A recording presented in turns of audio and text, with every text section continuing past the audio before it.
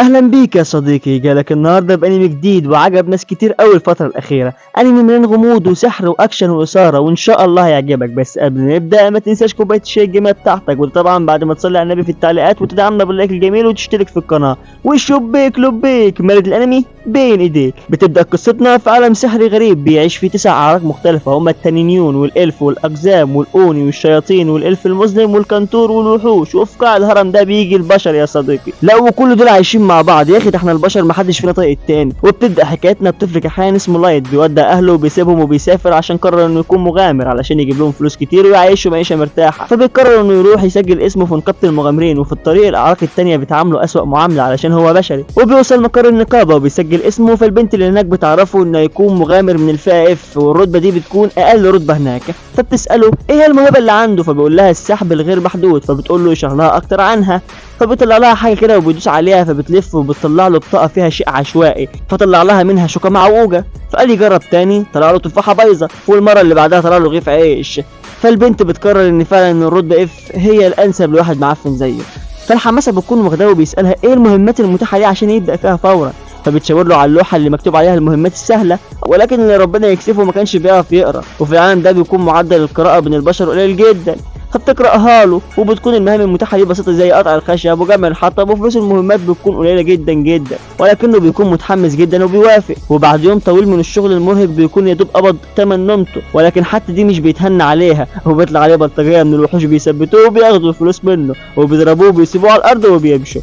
ولكن فجاه بيلاقي واحده جميله من الالف بتقومه من على الارض، وبتكون حنينه وبتعامله بكل لطف، وبيكون مش مصدق ان واحده من الالف عاليه القوم في المجتمع تعبر بشري حقير زيه. فبيقوم وبيلاقي معاها مجموعه من المغامرين وبيسموا نفسهم اتحاد القبائل، وبيكون بسبب ان مجموعتهم بتضم فرد من كل عرق من الاعراق التسعه. وبيبدا كل واحد منهم يعرف نفسه وبيكون ناقصهم انسان، فبيعرضوا عليه ينضم ليهم وبيقولوا له ان الهدف من تكوين المجموعه دي انهم عاوزين يقضوا على الطبقيه والتمييز العرقي في المجتمع علشان العالم يكون في عدل ومساواه والكلام ده يا صاحبي. وهو ما بيصدق انه يكون ليه اصدقاء فبيوافق فورا، وبيروح معاهم للهاويه اللي بتكون اكبر واخطر زنزانه في العالم، وبيقتلوا الوحوش هناك. لكن لايت بيكون عالى عليهم لانه لسه ضعيف فبيعتذر لهم، ولكن البنت اللي من الالف اللي بيكون اسمها ساشا بتطبطب عليه وبتقول له ولا يهمك المهم انك بخير. وباقي الفريق بيلاحظوا اهتمامها ازاي بلايت، فبيرخموا عليها وهي بتتحرج وبترتبك ووشها بيحمر. والتنين اللي معاهم بيقول للايت ولا يهمك انت بتعمل شيء حلو قوي ده كفايه.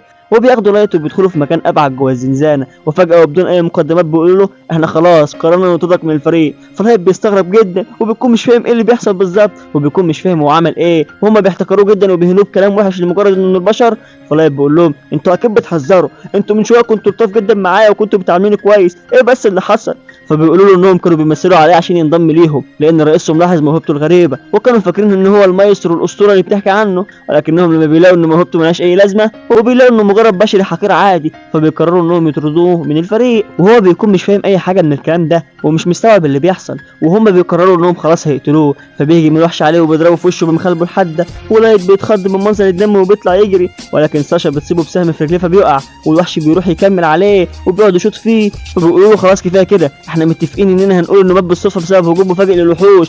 فالوحش بيقرر انه خلاص هيقتله بسرعه، فلايت بيخاف وبيزحف على بطنه بيأس وبيحاول يهرب وبيكون مش عايز يموت. وفجاه بيفعل فخ انتقال والوحش بيحاول يقتله قبل ما يهرب ولكن ما بيلحقهوش، والفخ بينقله لمكان تاني في الهويه. وهو بيفوق وبيقول انا هربت منهم ولسه عايش، ولكن خلاص مش فارقه، انا كده كده هموت اول ما اقابل اي وحش. وبتصعب عليه نفسه وبيقعد يعيط ويفتكر كل اللي حصل معاه والغدر اللي اتعرض له منهم، وبيغضب جدا وبيقعد يقول انا مش هموت هنا، انا هنتقم منهم واقتلهم وادفعهم ثمن اللي عملوه معايا غالي قوي. ولكن بيقطع افكاره صوت وحش مستوى 1000، وبيكون وحش قوي جدا ما بيسمعش عنه غير في الاساطير. وبيكون من حظه الهباب ان فخ الانتقال نقله لاعمق نقطه في الهويه اللي بيكون فيها اقوى الوحوش، ولكنه مش بيقرر يستسلم للموت بسهوله وبيحاول يستخدم موهبته يمكن يطلع له منها اي حاجه تساعده. فبيحاول كذا مره وفجاه بتطلع له منها بنت بتهجم على الوحش وبتفرتكه 70 حته في لمح البصر. وبعد كده بتروح له لايت وبتعالج جروحه لانها بتكون مش مستحمله تشوفه متعور، وبتساله عن اسمه وبتقعد تطبل له شويه وبتعرفه بنفسها وبتقول انها ملزمه بخدمته وانها هتعيش طول العمر بطاطا تحت رجليه. فلايت بيسالها انت مين؟ فبتقول له ان اسمها مي وانها الخادمه الابديه له، وان مستواها 9999 وانها بتاعت سوبر الترا نادره جدا خرجت من مهاره السحب الغير محدوده بتاعته.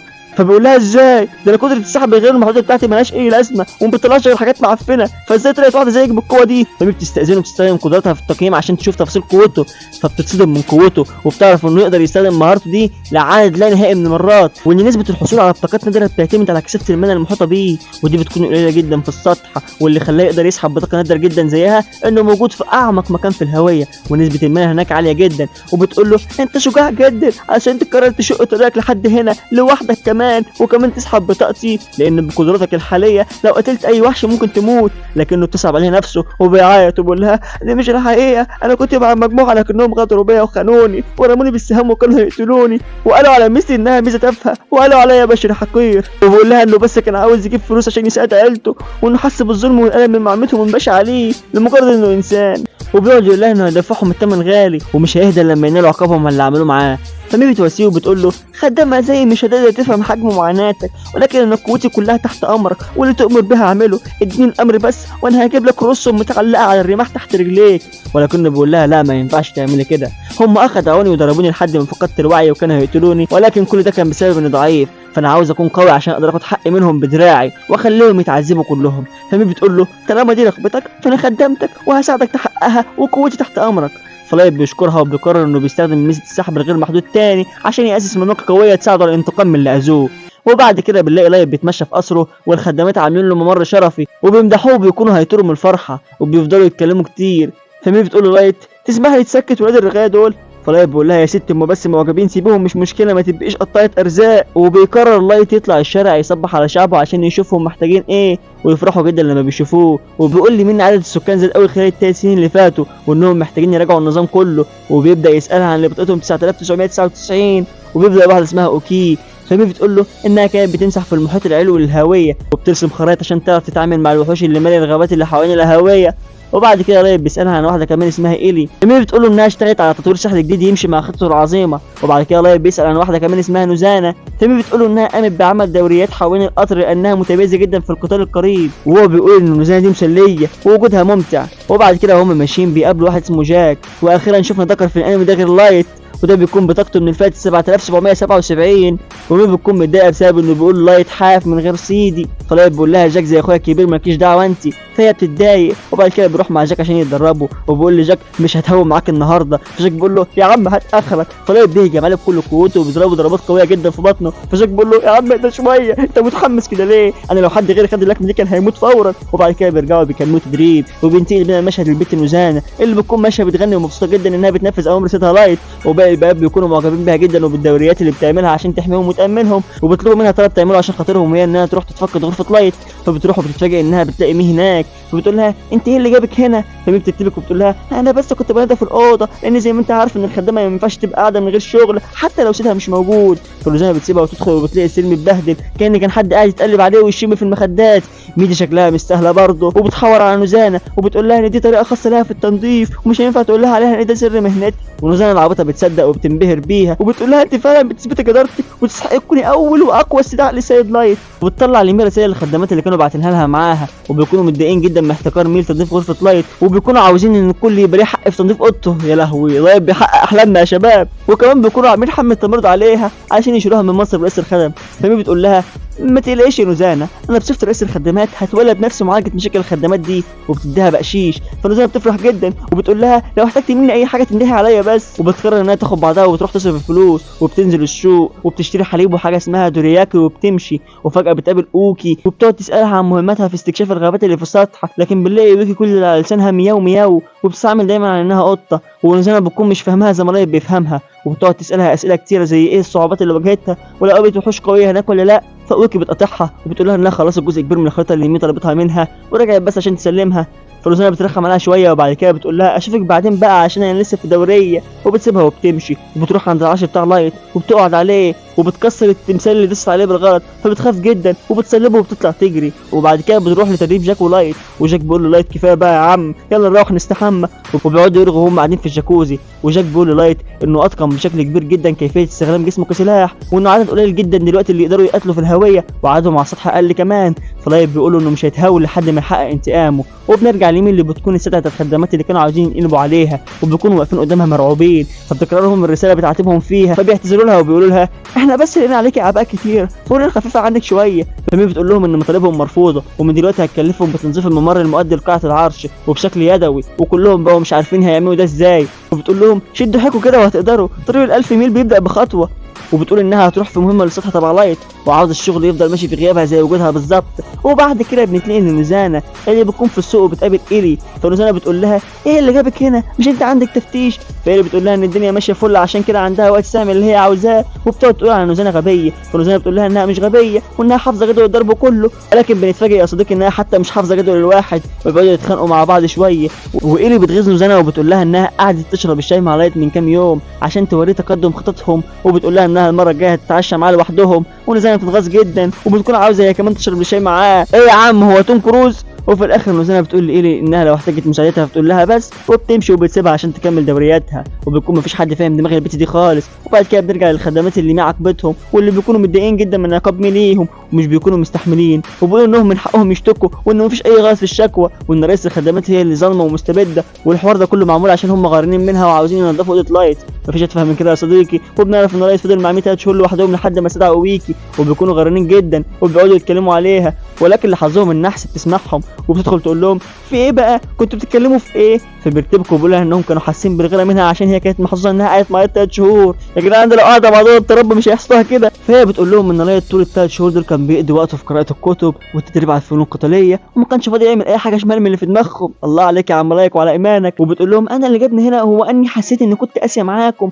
بس شكلي طلعت غلطانه وقررت تعاقبهم اكتر وبتكلفهم بتنظيف غرف العرش كمان. فبيقول لها انهم مستحيل يقدروا يعملوا ده. فمي بتقول لهم يعني يا واد الهرم عندكم وقت تجيبوا في سيرتي وما عندكمش وقت تنضفوا، وبتسيبهم وبتمشي. وبيروحوا يبداوا تنظيف. فواحده وهي بتنظف وقع الجناح التمثالي اللي نوزانا كسرته من شويه. وبننتقل لمشهد تاني وبتكون نوزانا بتتخانق مع ايلي، وفجاه لايت بيدخل عليهم وبيكونوا كلهم فرحانين جدا انهم شايفينه وبيتخانقوا عليه، وكل واحده بتكون عاوزه يبقى معاها. يا ريتني كنت لايت. لكن فجاه بيطلع لهم وحش قوي زي اللي كان طلع له يوم ما استدعى مي، وبيكون مرتبك بسبب الصدمه اللي اتعرض لها يومها مع انه بقى اقوى بكتير. ولكن فجاه ويكي ونوزانا وايلي بيقلبوا جد فجاه وبيقرروا انهم يقضوا على الوحش عشان خاطر لايت. فالوحش بيخافوا لايت بيقول لهم مفيش داعي تعملوا ده، انا كويس دلوقتي. وبيروح يطبطب على الوحش وبيقول له اسف انهم رعبوك. فبيقول له خلاص مفيش مشكله بعد كلمتك يا سيد الرجاله. وبيسالوه هو كان عاوزهم في ايه، فبيقول لهم انه وصل له اخبار من مي بتقول له ان جه وقت تنفيذ الخطه خلاص. وكلهم بيكونوا فرحانين جدا انه ياخد اول خطوه في الانتقام بعد غياب 3 سنين.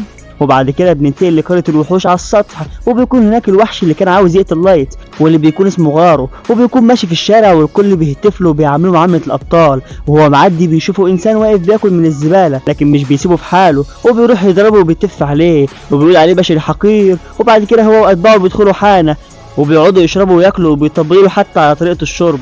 فغرب بيقول لهم يطلبوا اللي هم عاوزينه على حسابه علشان هو معاه فلوس كتير ما تتعدش. فبيقولوا له انه قدوه ليهم كلهم، وحكايته من طفل يتيم لقائد قتال الذئاب ملهمه جدا ليهم، وبيقولوا له انهم عاوزين يبقوا زيه في يوم من الايام. فغرب بيقول لهم ان الموضوع مش سهل وانهم لازم يتعلموا ازاي يتقنوا حاسه الادراك الغريزي اللي بتميز بها الوحوش. فبيقولوا له ان مهارته احسن بكتير من اي حد تاني لدرجه ان التانيين حتى بتعترف بمهارته وقوته. فبيقول لهم ان السر كله في حاسه الشم وقوتها، وانه بيقدر يفرق بين المهام الكويسه والمهام النص كم عن طريقه الريحه. فكان بيقدر يختار افضل المهام، ودي الطريقه اللي وصلته للشهره والفلوس اللي هو فيها. وبعد كده بيسالوه عن المهمه اللي كان فيها من 3 سنين بتاعه دفاع القبائل لما غدروا بصحابنا لايت، ولكنه مش بيحكي حاجه عن المهمه دي لانها كانت سريه واتحاد القبائل فرض عليه كتمان السر. فبيعتذروا له انهم سالوه، فبيقول لهم ولا يهمكم كملوا شرب. وبيقعد هو يفتكر المهمه وبيقول انها كانت اسهل مهمه في حياته، وان كل اللي عمله ان هو قتل عيل بشري حقير كانوا فاكرين ان هو المايسترو. ومن ساعتها هو بقى مشهور وغني. وبيقول انه كان متضايق انهم ما عرفوش يلاقوه بعد ما هرب بفخ الانتقال،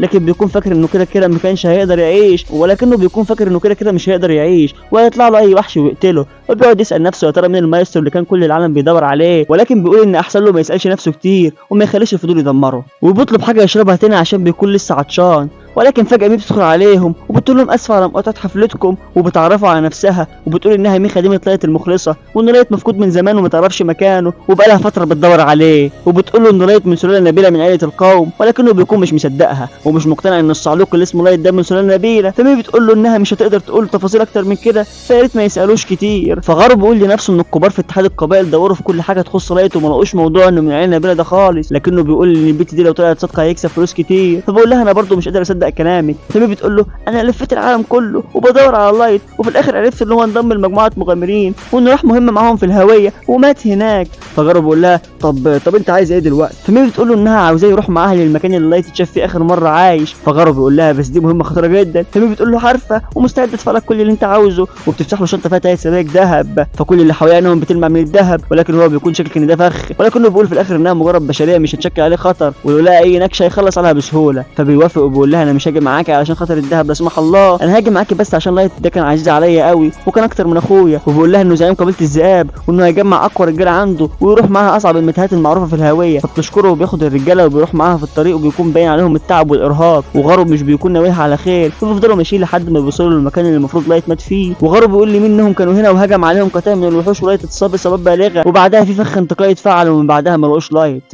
وبيقعد يعتذر ويقول ان هجوم الوحوش كان مفاجئ وهم ما قدروش يحموه، وبيخلي رجالته يقفلوا طريق الهروب عشان يعرف يستفرد بيها. فبيلاقيها بتقول انها حزينه جدا على لايت وعلى الغدر والخيانه اللي اتعرض لهم من شويه اوغاد فضلوا يضربوا فيه لحد ما كان هيموت. وبتقول انها لو كانت الخدامه بتاعته في الوقت ده ما كانتش هتسمح لهم باذيته بالشكل ده. فغارو بيسمعها وبيرتبك وبيكون مش عارف يعرف المعلومه دي منين، لان مفيش حد كان يعرف الموضوع ده غير اتحاد القبائل. فبيفكرها جاسوسه وبيسالها هي شغاله لحساب مين، فبتقول انها مش جاسوسه ومش شغاله لحساب حد، وان ولائها المطلق للايت بس. وغارو بيتخض وبيكون مش عارف ليه هو خايف منها مع انها مجرد بشريه تافهه، مجرد حته لحمه بيلعبوا بيها وبيبيعوها في الاخر. وابن الخوف بيكون حاسس انه هيموت. فجاه بيدخل عليهم لايت وبيقول لي مهدي غارو ده ليا لوحدي. فبتسمع كلامه واتباع غارو بيكونوا مستغربين وبيقولوا احنا في قلب الهويه ازاي بشر تافه قادر يدخل لحد هنا لوحده. وغارو بيكون مصدوم لما بيشوف لايت لسه عايش. ولايت بيقول له وحشني يا جدع وليك دين عندي، فقلت اجي اردهولك وعليه فوائد 3 سنين كمان. ولكن جارو بيستهزئ بيه وبيقول له حتى البشر ضعيف مستواه 15 جاي ينتقم من مقاتل رهيب زي مستوى 150.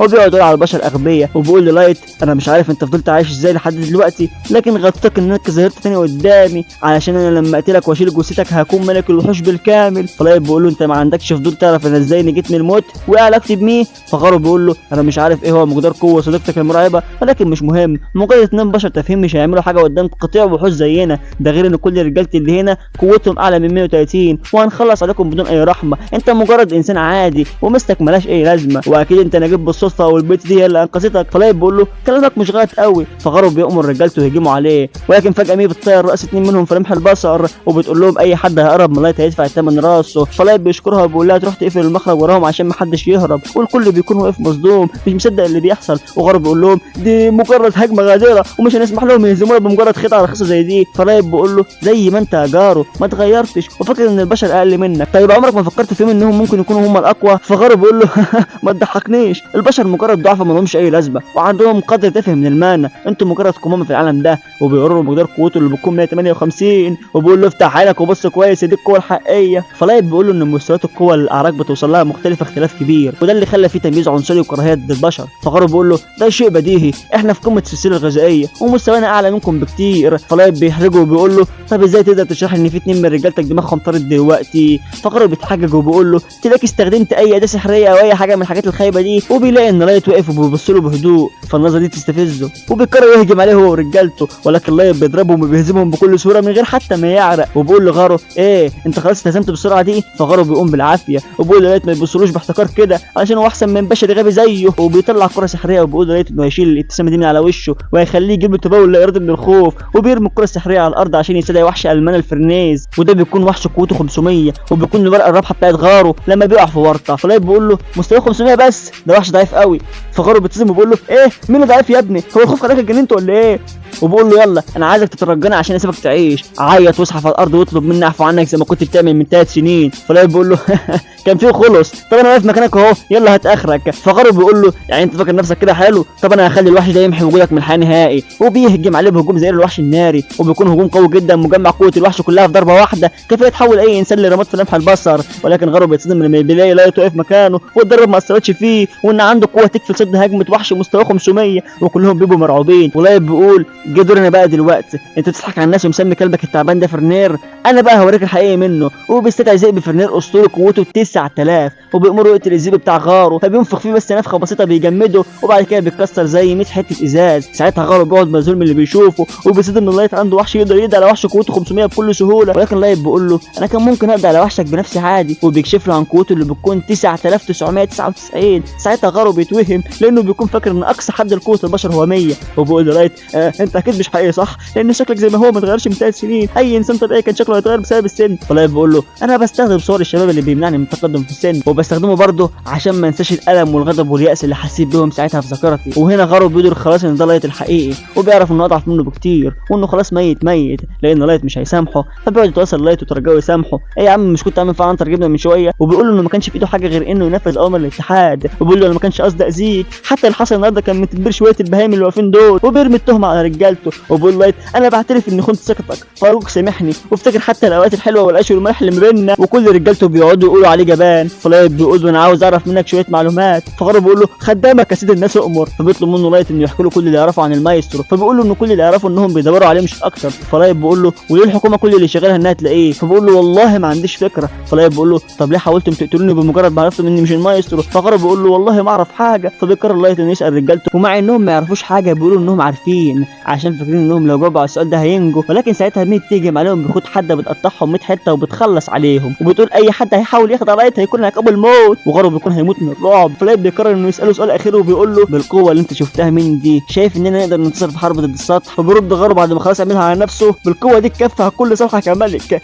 لكن مهما زاد مستواك انت في النهايه مجرد شخص واحد، وان دول العالم فضلت تجمع في الاسلحه القويه والعناصر الخاصه سنين، ولو واجهوك بها كلها الموضوع هيكون صعب عليك. فلايت بيقول له خلاص فهمت. انا توقعت برضو ان الشخص الواحد قوته بتكون محدوده في ساحه الحرب. وبيقول له انا لسه عندي اسئله كتير بس خليني ننتقل من هنا الاول. وبيفتح غارو عينيه وبيلاقي نفسه في غرفه العرش بتاعه لايت وحواليه جنود كتير جدا، وبينحنوا احتراما ليه. وبيقول لهم لايت يظهروا قوتهم، وقواهم بتكون عاليه جدا، وبتكون دي القوات اللي لايت قدر يجمعها طوال 3 سنين. وغارو بيكون مهووم من الارقام اللي شايفها. ولايت بيقرر يساله مره ثانيه لو اعلن الحرب على دول السطح هيكون ليه فرصه في الانتصار ولا لا، لكن غارو بيكون مش قادر يرد من الصدمه. فلايت بيقول له خلاص مش لازم تتكلم، وشك لوحده بيقول كل حاجه، واحب ابارك لك لانك كسبت معانا جائزه المعاناه في الم ويأس اصعب من الموت نفسه. وغارو شعره بدا يقع من كتر الخوف، وبيقول احنا اللي عملنا الوحش ده بايدينا، ودلوقتي هو يقدر يخلص على العالم كله في لحظه. وبيقول ان سيد الدمار وبيكون لايت خلاص قرر انه يشيل الحرب على دول السطح. فيا ترى يا صديقي ايه اللي ممكن يحصل في الاجزاء اللي جايه، وايه اللي لايت ممكن يعمله بعد ما وصل للقوه المرعبه دي، ولا هينتقم من باقي اعضاء اتحاد القبائل ولا لا، وازاي هيقدر يخلي باقي الاعراق تحترم البشر؟